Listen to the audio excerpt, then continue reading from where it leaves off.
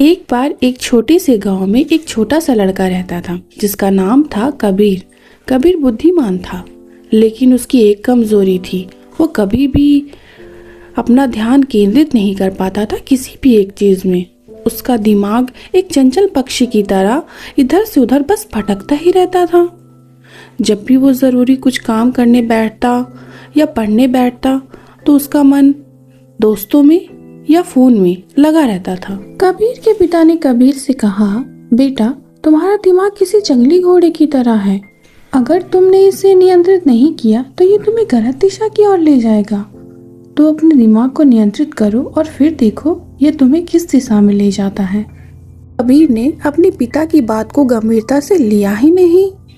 एक दिन एक बूढ़े विद्वान व्यक्ति, जिनको सब गुरुजी के नाम से जानते थे, वो बच्चों को प्रशिक्षित करते थे उनके मन को नियंत्रित करके लक्ष्य को प्राप्त करने के लिए। तब कबीर के पिताजी गुरुजी से मिले और अपनी सारी समस्या बता दी तो मुस्कुराते हुए गुरुजी ने कबीर के हाथ में पानी से भरा एक गिलास थमा दिया और बिना पानी की एक बूंद गिराए बगैर इसे मेरे बगीचे तक लेकर आओ। सरल लग तो रहा था पर सरल था नहीं, क्योंकि जैसे ही कबीर चला उसे अपने आसपास कभी पक्षियों की आवाज, कभी पत्तों की आवाज, कभी बच्चों के हंसने की आवाज आने लगी, जिससे उसका मन विचलित हो गया और जब भी वो इधर उधर देखता पानी हर बार गिर जाता।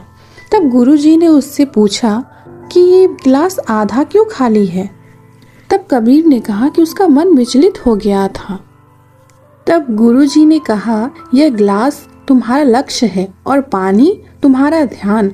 तुम्हारी चारों ओर जितनी दुनिया में व्याकुलता और शोर मच रही थी, तुम्हें उन सब से अपना ध्यान हटा के अपने मन को स्थिर करना होगा।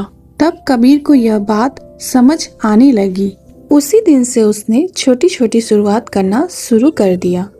उसने अपने फोन चलाने का समय कम किया और जो भी पढ़ता उसको ध्यान लगा के पढ़ता। साथ ही मेडिटेशन करना शुरू कर दिया, जिससे उसका दिमाग शांत रहने लगा। शुरू में उसे बहुत कठिनाई हुई, लेकिन वह रुका नहीं, वह लगातार लगा रहा। दिन सप्ताह में बदल गए और धीरे धीरे कबीर में बदलाव आने लगा। उसकी मानसिक क्षमता बढ़ने लगी और साथ ही कक्षा में उसके अंक भी अच्छे आने लगे।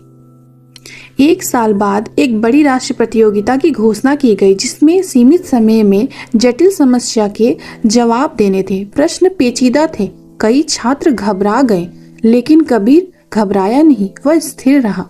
उसने अपना ध्यान एक ही समय पे एक ही सवाल पे केंद्रित किया, जैसा कि गुरुजी ने उसे कक्षा में एक गिलास पानी के जरिए समझाया था। परिणाम आया तो कबीर विजेता घोषित किया गया और सभी लोग उनके लिए खुशी मनाई और गुरुजी गर्व के साथ मुस्कुराए। कबीर ने यह साबित कर दिया कि एक अनुशासित दिमाग प्रतिभाशाली, भाग्यशाली, यहाँ तक कि बुद्धिमान से भी अधिक मजबूत होता है। जिसके बाद कबीर उनके गांव में उन लड़कों में से गिना जाने लगा जो दिमाग को अपने काबू में कर सकता था। यदि आज की कहानी आपको प्रेरणा देती है या थोड़ी सी भी प्रेरणा युक्त महसूस होती है तो इसे फीका न पड़ने दें। अभी इस वीडियो को लाइक, शेयर एंड सब्सक्राइब ज़रूर करें और अपने उन दोस्तों के साथ साझा ज़रूर करें जिनको आशा और प्रेरणा की आवश्यकता है। धन्यवाद।